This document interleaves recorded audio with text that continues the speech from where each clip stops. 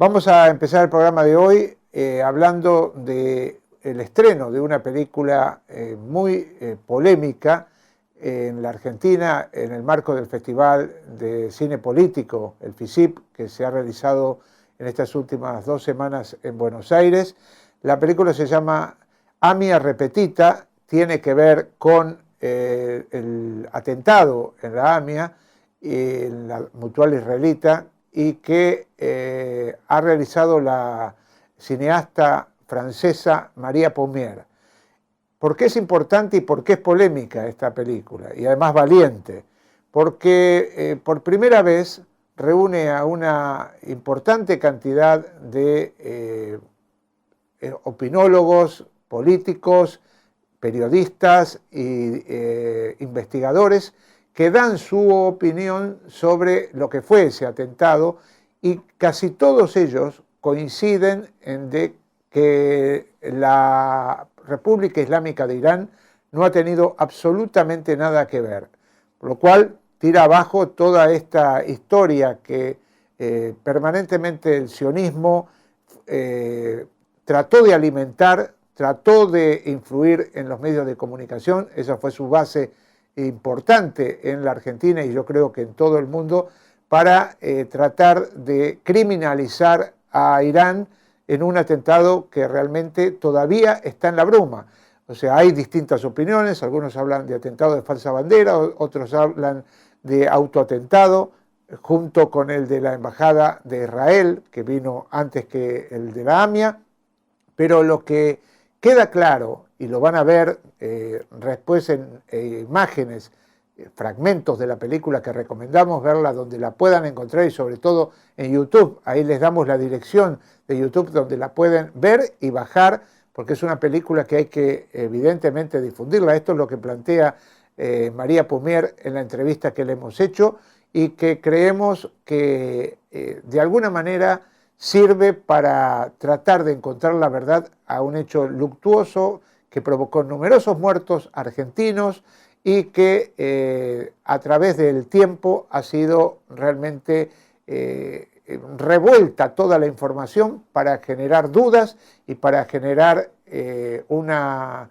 clara criminalización de un Estado como es Irán, que si ustedes ven la película y si apuntan un poquito más a la imaginación en cuanto a por qué se trata de hacer esta criminalización, se darán cuenta de que estamos frente a un hecho realmente grave en lo que hace a criminalizar a quien no ha tenido nada que ver. Vamos a escuchar la entrevista que le hicimos desde Resumen Latinoamericano a la cineasta francesa María Pommier. María, se acaba de estrenar tu película sobre el tema de la AMIA, que es un tema muy controvertido aquí en la Argentina, y nos interesa que nos des un panorama de por qué te metiste en este tema y qué conclusiones has ido sacando en el momento en que ibas haciendo la película. Mi interés parte, digamos, de 2 vías. En Francia tenemos un investigador al cual queremos mucho y admiramos mucho, que es Thierry Meyssan, analista de los atentados del 11 de septiembre en Estados Unidos, que publicó un libro extraordinario diciendo basta con mirar las fotos tomadas en el momento para entender que la versión oficial que se nos da sobre los atentados, y especialmente el del Pentágono, esa versión oficial no tiene ninguna seriedad. Y le ha pasado la cosa más increíble, ¿no? Que está prohibido mencionar su nombre, el nombre de Thierry Meyssan, y cualquier razonamiento que parta o que retome algo de Thierry Meyssan enseguida es calificado en Francia como revisionista, negacionista, antisionista, antisemita, en fin, la sarta de los adjetivos, ¿no? Por los cuales uno se hace popular ahora en Occidente. Estoy bromeando, espero que todo el mundo lo entienda. Entonces, esta es la parte francesa. Tenemos una persona, un pensador, ¿no? Que nos está entregando un método muy útil.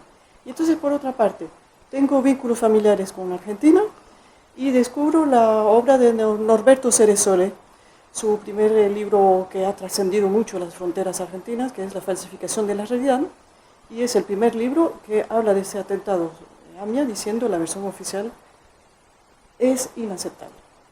Entonces se conjugan los 2 elementos Y a partir de ahí me interesé por el tema y tuve la suerte de conocer a mucha gente aquí, periodistas, abogados, especialistas, que me han aportado la materia de este documental. Hay dos puntos en la película que abonan esta teoría que vos planteás. Por un lado, Coleman, el periodista de Página 12, que lo venía diciendo en algunos artículos, dice, Irán no puede ser. Y por otro lado hay otros, gente que tú has entrevistado, donde dicen, no hubo tráfico, no hubo el vehículo que tanto se habla. ¿De dónde se parte para decir no hubo tráfico o Irán no ha sido? ¿Cómo crees vos que puede encajar esa versión, con la que yo estoy totalmente de acuerdo, pero para explicárselo a la gente que... Son dos aproximaciones al fenómeno, ¿no? Han pasado 20 años del atentado terrible de la AMIA, entonces uno puede mirar exactamente lo que se supo en el primer momento. Y ahí yo diría que el libro fundamental es el de Jorge Lanata, que sin retraso alguno dice lo que ha constatado. Y con honradez hace el trabajo que debería hacer todo periodista, todo reportero, buscar huellas de qué hubo, qué no hubo. Y bueno, es el primero que dice, ni sombra de coche de bomba. Y esto lo corroboran todos los investigadores después. Los investigadores serios nunca han defendido nada de distinto. Y el otro punto de vista es decir, bueno, durante 20 años, a ver, ¿qué se ha explorado? ¿Qué pistas se han explorado? ¿Y por qué? ¿Y con qué fin? Etcétera. Ver la historia de lo que pasó después. Porque un hecho histórico es eso. Primero, lo que se pueda saber de los hechos, cómo se conocieron en el momento en que sucedieron, y después lo que se pueda saber de la historia de los hechos. Y ahí sí es algo que salta a la vista. Desde el primer día y hasta el día de hoy, Israel ha afirmado, fue Irán. Entonces uno dice, pero ¿cómo es posible que el primer día los israelíes supieran quiénes eran? ¿No? Y si es así, ¿cómo en 20 años? Entonces no se ha condenado a nadie de esta pista iraní. Incluso hay un caso extraordinario. Uno de los iraníes acusados directamente por Israel, ¿no? Que es el ex embajador Soleimanpur, fue entregado por Interpol al gobierno inglés para obtenerla, porque los argentinos pedían su extradición. Y sucede algo muy curioso. Cuando se da un proceso de extradición, la justicia de un país pide, ¿no?, que le entreguen tal sospechoso de crímenes importantes. El país donde se le captura dice, bueno, ahora me toca a mí, a la justicia de mi país, ver el expediente y tomar mi decisión, ver si considero que es justo devolverlo al país que lo pide o si conviene otra solución.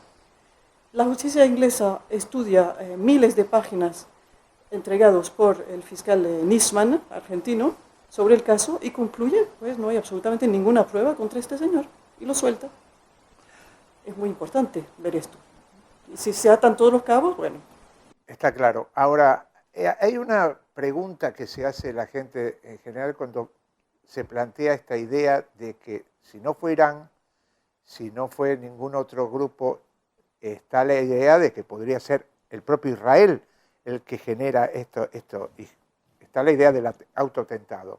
Ahora, ¿qué interés podría tener Israel en hacer un autoatentado de estas características? Porque hay dos autoatentados en ese caso, sería la Embajada de Israel y la AMIA. Entonces, ahí es donde hace falta un trabajo de la justicia, que yo no puedo hacer. Yo no soy más que haciendo algo de periodismo, digamos, ¿no? Entonces, ese trabajo todavía no lo ha hecho la justicia argentina porque no se ha hecho la pregunta. Pero hay gente que lo puede hacer y tiene mucha información al respecto. Claro que es confuso, ¿no? Porque es difícil imaginar para qué matar judíos para un proyecto sionista, un proyecto político, oficial, que tiene que ver con el futuro del Estado de Israel. Obviamente fue un atentado contra el pueblo argentino y contra su gobierno. Es decir, que por el hecho de la repetición del atentado, ¿no?, de ahí el título de la película, Amia Repetita, 2 atentados y tal vez más, un poquito menos, digamos, masivos, ¿no?, con menos víctimas, pero no menos importantes, se pretendió convencer al presidente Menem de romper relaciones con Irán, porque eran relaciones comerciales muy desarrolladas que incluían la rama comercial, la rama nuclear. Y ahí no Rama solamente nuclear. comercial, sino industrial, investigativa, universitaria. O sea, una cooperación que venía de atrás y que estaba bastante avanzada. Entonces ahí sí se entiende muy bien. Los israelíes no pueden soportar que Irán adquiera una industria nuclear. Y además no lo oculta, ¿no? Ha querido desatar una guerra contra Irán con ese pretexto. Irán, país que organiza o que organizó atentados terroristas en Argentina. Esta misma presión o este mismo chantaje que podría haber producido Israel, después de alguna manera hay un hilo conductor a esto último que ha pasado con las presiones que recibió el gobierno argentino, el actual, cuando planteó la idea de, bueno, vamos a tratar de descubrir realmente qué ha pasado y vamos a esta posibilidad de un entendimiento con Irán o una ruptura con Irán ya más concreta.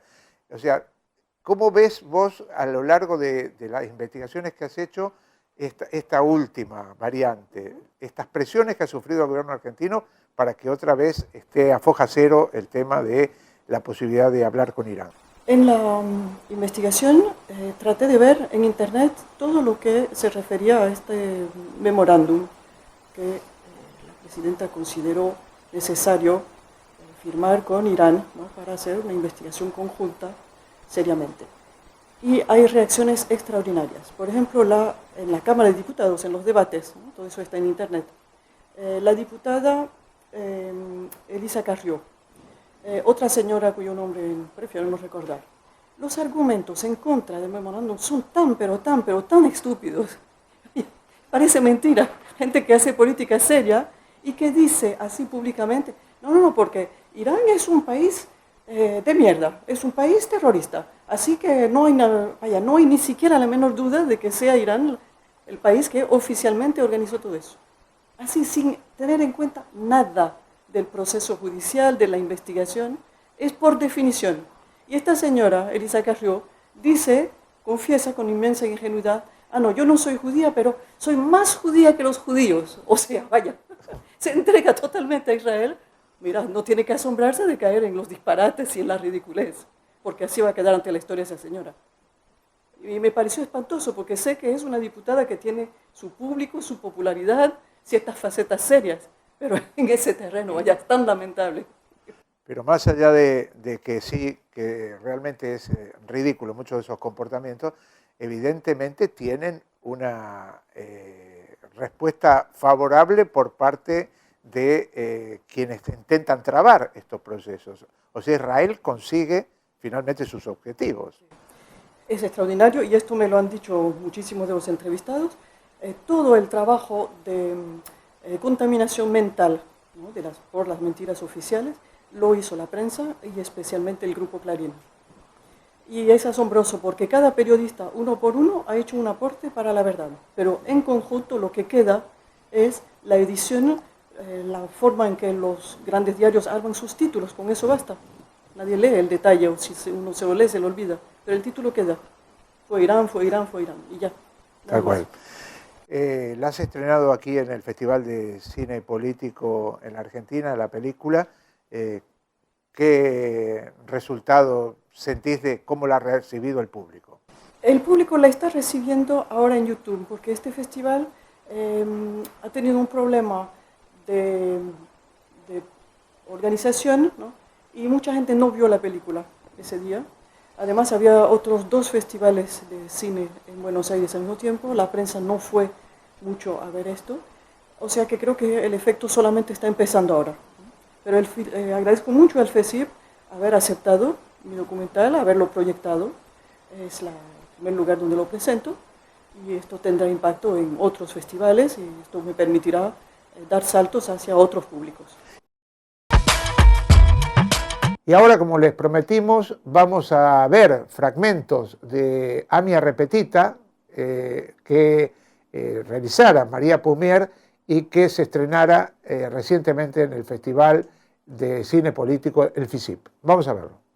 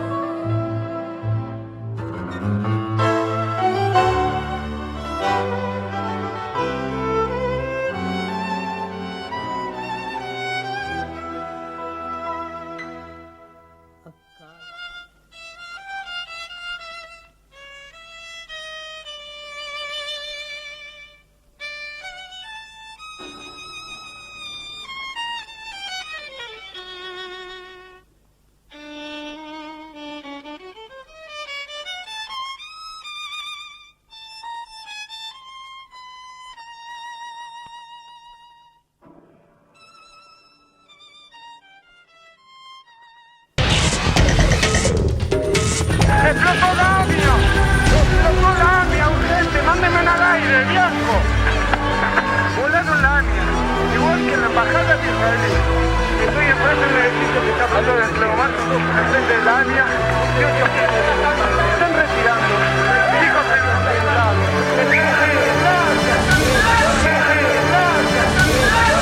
Pero destruido, piden ambulancia. Hay gente desesperada, mutilada.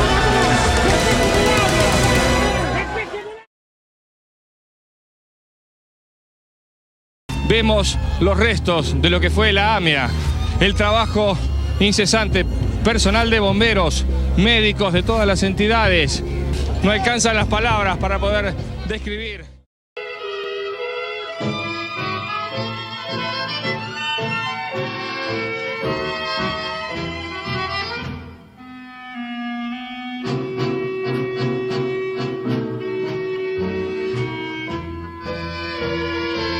El tema de la AMIA nos ha horrorizado y de la embajada por la violencia y por actos terroristas donde la participación siempre es con personajes que tienen que ver con la alta política. No tiene que ver el pueblo. Este pueblo nuestro no discrimina a nadie.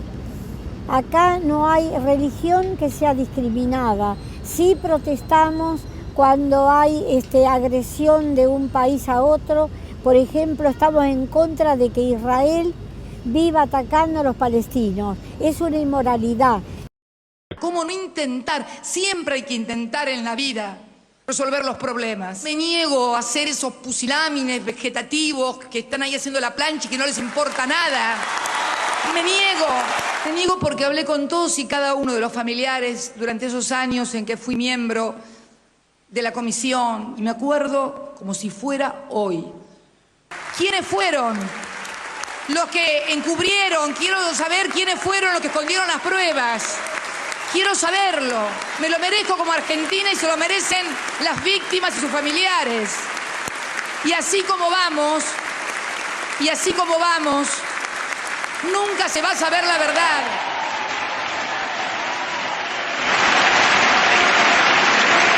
Me parece que es una iniciativa que es interesante, teniendo en cuenta de que estamos próximos a cumplir los 20 años y el crimen de 85 personas en el atentado terrorista más grande de este país sigue absolutamente impune y se ha corroborado la vinculación que ha tenido en esta impunidad el Estado Nacional. Así que me parece que recorrer este camino de colaboración con la República Islámica de Irán creo que abre una posibilidad de poder esclarecer qué pasó y juzgar a los responsables. A la fecha de hoy, mayo de 2013, Irán todavía no ha dado la aprobación por su Congreso. Esperemos que lo haga. Pero la prensa en Argentina busca esto que es realmente un triunfo, mostrarlo como una derrota, mostrar el pesimismo y que se escuchen únicamente las voces que no están de acuerdo con el memorando y no le da espacio a aquellos que dicen no, esto es algo maravilloso, queremos escucharlos, queremos que hablen, que hagan su defensa y que la causa pueda avanzar. Acá no estamos ante un caso de relaciones exteriores típico o casual. Estamos ante un hecho que ha marcado la historia de los argentinos y que también se inscribe en la historia del terrorismo internacional. El gobierno de Israel dice que fue Irán. Para Israel, hoy Irán es el gran enemigo.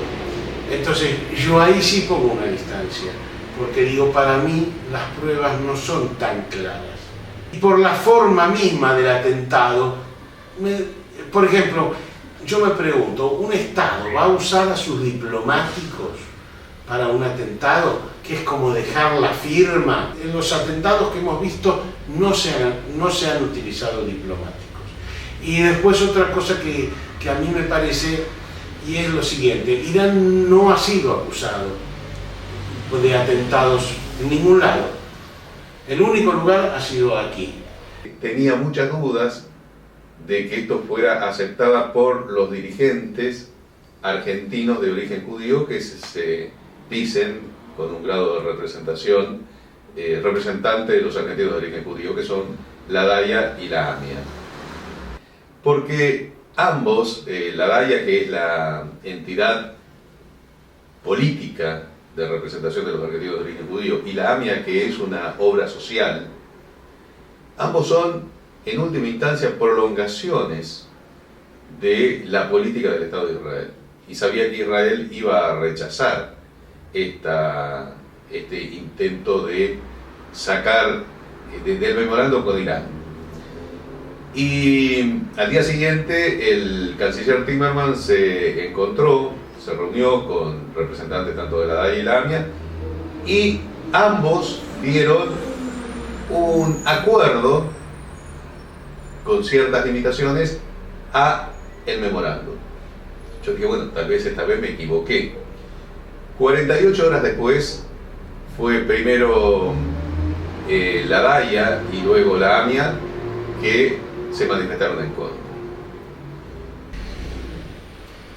Yo no tengo dudas que en la investigación del atentado contra la AMIA participan los servicios de información extranjeros, esencialmente el de Estados Unidos y el de Israel y el argentino, ¿no?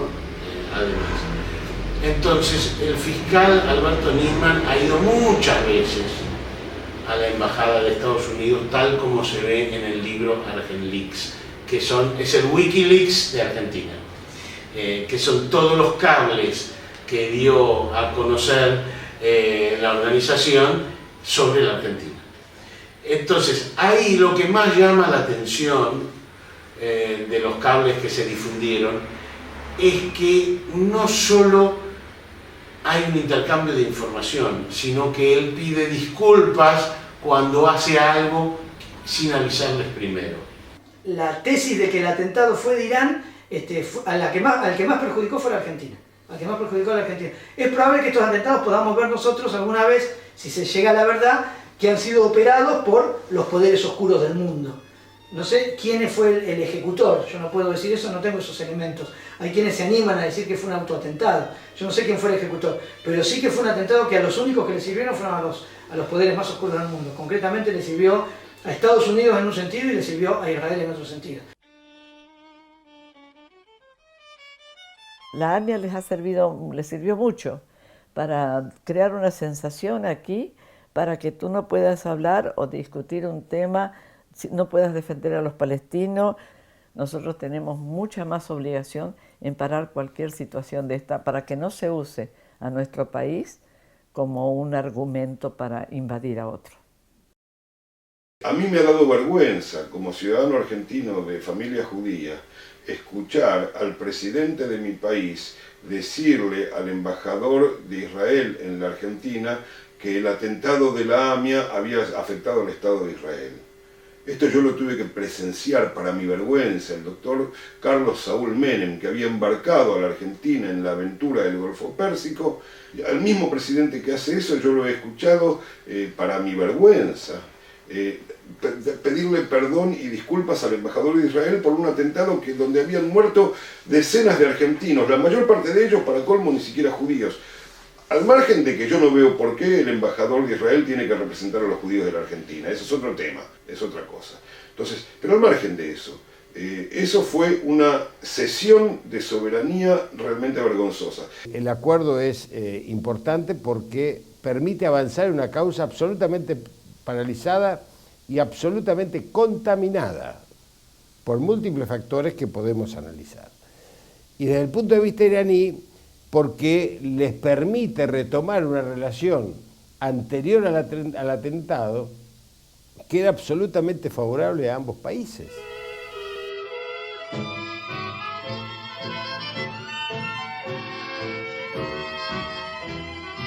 Los dos atentados que se producen con 2 años y medio de diferencia, en marzo del 92 Embajada y julio del 94 AMIA, los dos atentados responden a la misma matriz. Están, no digo calcados uno como el otro, pero son muy parecidos. En los dos el edificio estaba en construcción, había albañiles, obreros de la construcción adentro. En los dos entraban y salían bolsas. En los dos aducen coche bomba cuando en ninguno de los dos se ha encontrado ninguna prueba que demuestre que hubo coche bomba, ni cráter, ni restos, especialmente en el caso AMIA. Y sin embargo, en los dos, a las 24 horas o antes de las 24 horas de producido el respectivo atentado, el jefe de seguridad de la Embajada de Israel se apersona a la policía y al gobierno y dice, de acuerdo a nuestra experiencia, esto fue hecho con un coche bomba. Y de ahí en más, el gobierno argentino, como decimos acá, compra, o sea, asume como suya, esta tesis, cambia todo, cambia incluso declaraciones de algunos funcionarios, de algunos peritos. En el caso de la embajada, el perito de gendarmería, el comandante Osvaldo Laborda, en el primer momento dice, evidentemente esto fue una explosión interna. 48 horas después, oficialmente como perito de gendarmería, dice, no, fue con un coche bomba. Este perito renuncia, pide el retiro en gendarmería, y luego la DAIA lo contrata como perito particular para el caso AMIA y produce exactamente la misma voltereta. Contra todas las evidencias dice acá hay coche bomba, cuando no hubo coche bomba. Yo lo entrevisté personalmente al comandante Laborda, porque era testigo, más que testigo, perito clave, y le dije, bueno, si hubo un coche bomba en el caso AMIA, ¿dónde están los restos? Porque yo, y le presenté fotografías de 14 atentados en el mundo con coche bomba, en donde el coche queda muy maltrecho, pero el chasis, para usar la palabra francesa, queda, la estructura de base. Entonces él me dijo, no, en la AMIA se puso tal cantidad de explosivos que el coche quedó enterrado 3 metros bajo tierra en la vereda, cosa que es absolutamente imposible. Pero le seguí el tren y le dije, bueno, si está enterrado 3 metros, ¿por qué no excavamos? Y sacamos a luz el coche bomba destrozado y ustedes lo van a tener como una prueba. Y dijo, no hace falta porque ya está probado. Deme una prueba del coche bomba. Bueno, sí, hay restos. Señora, los restos del coche bomba en la AMIA, en total son pequeños trocitos de 2 Renault Traffic, no de uno, de 2. Suman el 6% de una Traffic. Normalmente en una explosión así, lo que queda como estructura de base es el 30%, más los otros trozos pequeños que se encuentran.